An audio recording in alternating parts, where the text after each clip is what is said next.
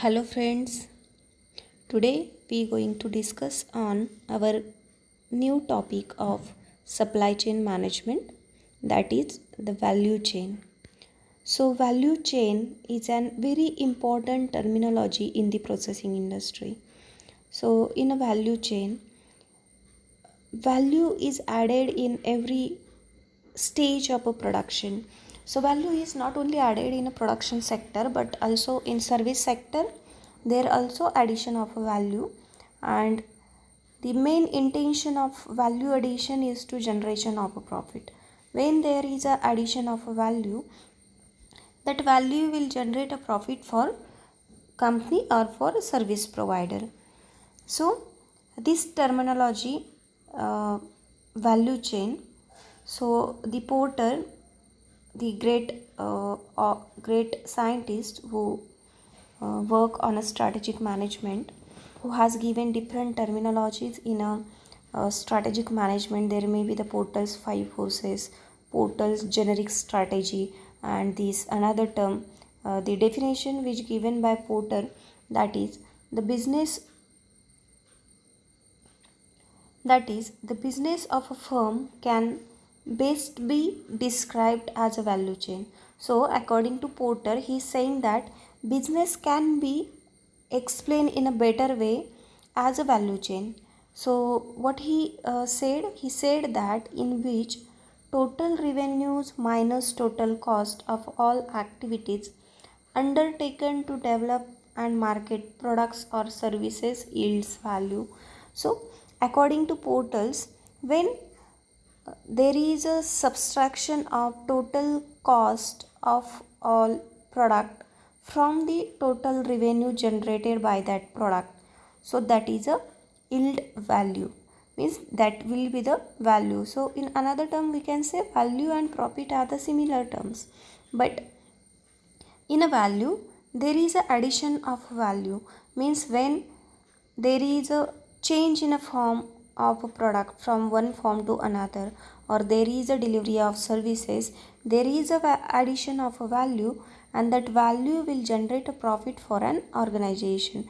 So Porter says that the value means, or the value of a business, or the value chain, it can be better explained in a business. So how he explained that, when the total revenue means total earning minus total cost, means total earning minus total cost of all activities, means total cost of production plus marketing or extra cost which directly and indirectly involved in the producing of that product. So when we does a subtraction, then whatever we'll get, that will be the yield of value. So a firm will be profitable as long as total revenues exceed the total cost. Very obvious. When there is a excess of revenue on the total cost, then only there will be the profit, and that profit will be the part of success of that organization, part of the benefits of that organization. So a firm will be profitable as long as total revenue exceeds the total cost incurred in creating and delivering the products and services. As I told, the value will be addition or excess to the total cost. Total cost means not only the cost of production but cost of delivering, means marketing cost. So while checking a value earned by the organization, there should be the total cost plus all the cost which directly and indirectly involved related to that product, and that cost should be subtracted from the revenues. So firm should strive to understand not only their own value chain operations but also their competitors, suppliers and distributors value chain. So any organization, they should not only study the value chain of their operations, means their manufacturing, they also they also learn the value chain of their competitors, their suppliers and their distributors. So suppliers, for what? Supplier will provide them the information that how much suppliers are adding the value to that product. Then the producer will get the exact idea how suppliers are adding their profit. If they can check their buy or make option, and if they find that their make option, buy and make means if they are taking a raw material from their suppliers and using that raw material for production process, and make decision means their own, they are producing raw material or they generating raw material, so that is a make decision. So they can check in which situation they will get a extra value, they will get a extra profit.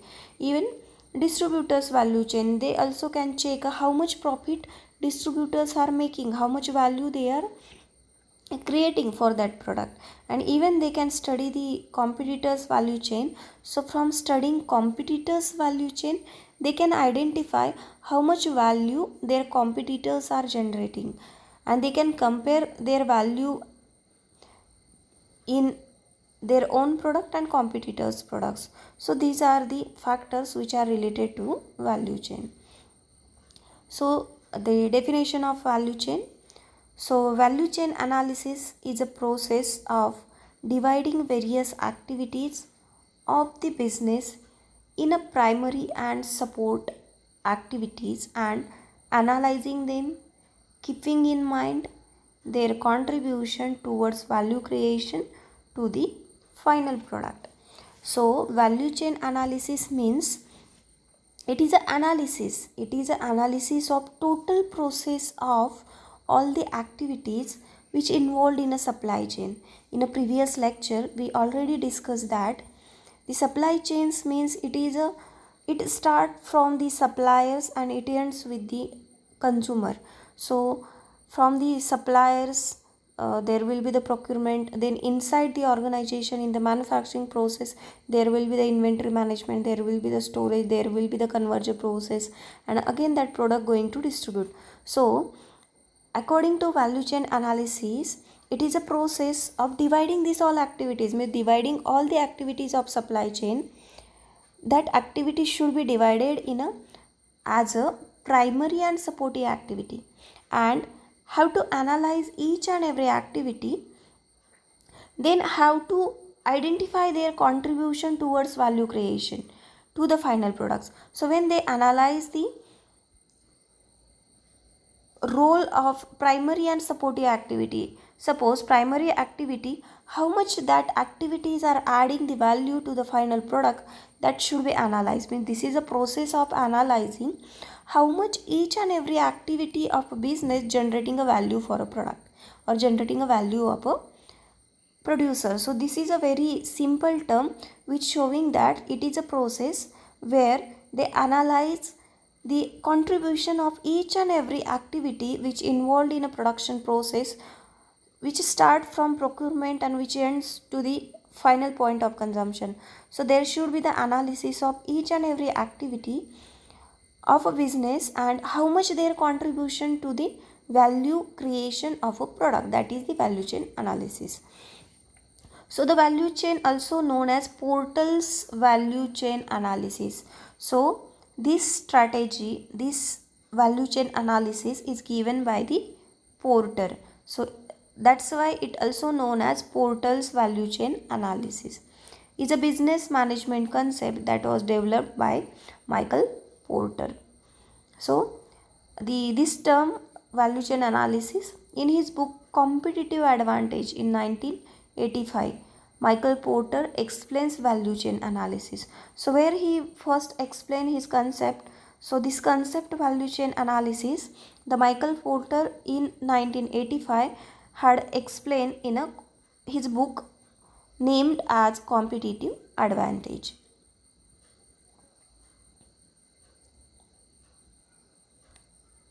So this is a diagrammatic representation of value chain. So this is a value chain. So you can see that this is a area where there are the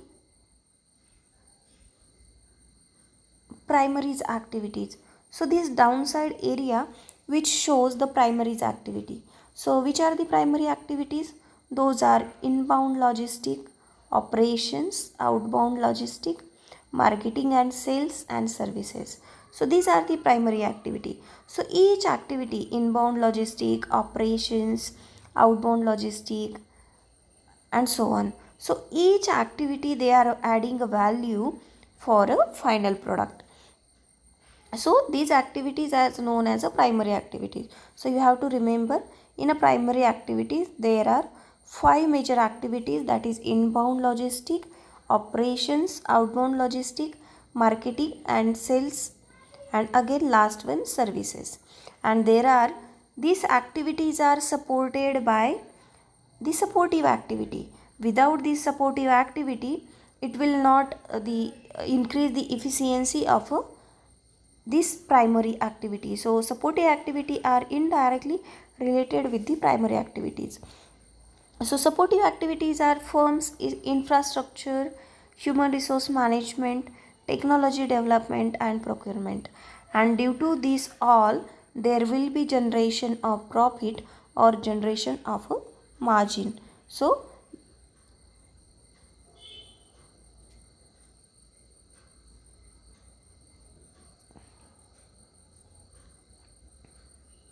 okay, so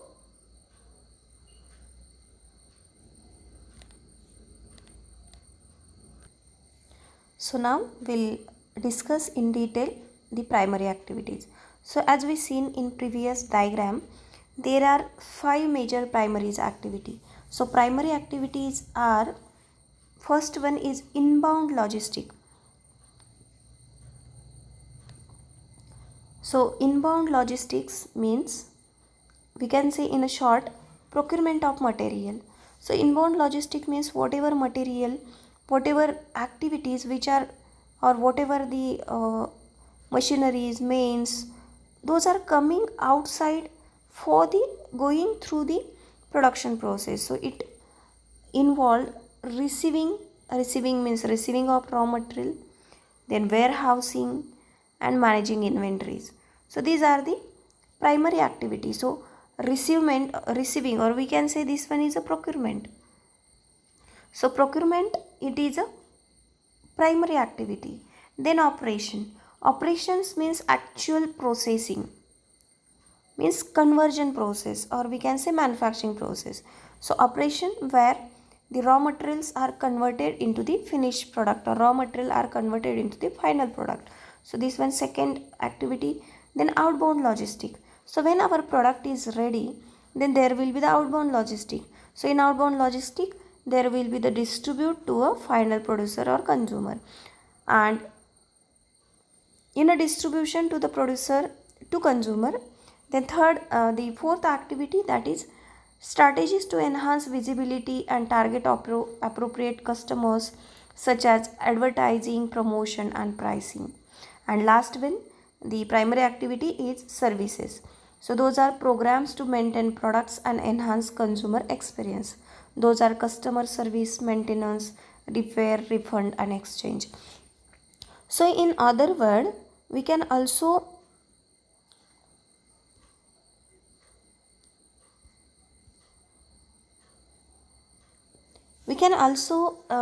remember these activities in other terminology. Inbound logistic, we can say procurement. Then operation, we can say processing. Then outbound logistic, we can say distribution. Then marketing and sales, we can say promotions. And services, those are the after sales services, that may be the maintenance, that may be the repair of goods, there may be the refund if there is any drawbacks, or there is some quality dissatisfaction, there will be the refund of money or exchange of goods. So these are the primary activities. Then along with primary activity, there are some supportive activities. So as I told, supportive activities are more benefited for create efficiency. So supportive activity helps to make a efficient of the primary activity. So that activity helps to smoothly working of the primary activity. So in a support activity, the first one is procurement. So how a company obtain raw materials means there we have the inbound logistic. Procurement means actual receiving of raw material, but in procurement this activity is not only receiving about the raw material, but it activity start for the searching of suppliers, then negotiation with suppliers, then receiving the quotations, finalizing the suppliers. So all those activities comes under this procurement supportive activity. Then technological development. So used at a firm's research and development stage, designing and developing manufacturing techniques and automating process. So whatever technology is required for the manufacturing process or required for the major activities or for primary activities, those are the supportive activities, means required training for the staff. Then there may be the research for new product development in the existing products. Then there should be the designing stage, so there should be the use of technology in designing. There should be the use of new techniques in a manufacturing process. There may be the automation, so automation will increase the efficiency. So all those activities come under the technological development. And then next supportive activity, that is human resource management. So human resource management, human resource are very essential part of organization. So there are the availability of huge fund, there is a well installment of machineries, they have good techniques, they have the good quality raw material, but their human resources are not having a good skill, then they will not take a good quality product, they will not get a profit. So see, human resource is an very essential part of organization. So while hiring a good quality, or we can say skilled employee, retaining employees, and that employees will help to fulfill business strategy and help design, market and sales the product. So human resources are very important part of the supply chain, or we can say of the value chain analysis. And the last supportive activity is infrastructure.